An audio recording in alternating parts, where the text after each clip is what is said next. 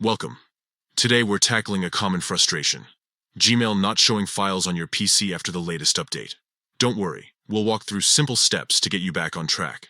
First, give your browser a quick restart. Close it completely, then reopen it.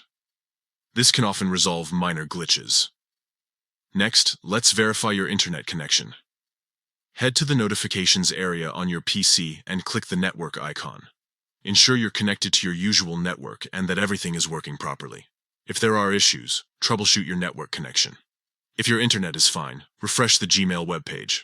Look for the refresh icon, usually at the top left of your browser, and give it a click. Still no luck?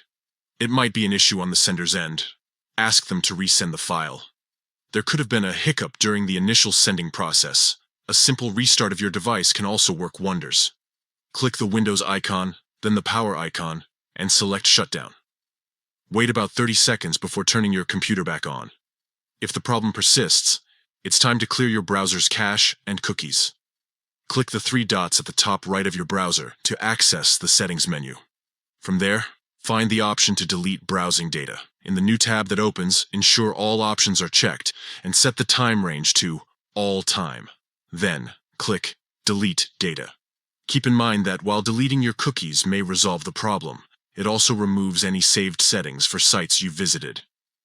If you're still facing issues, try these additional steps. Check for browser updates.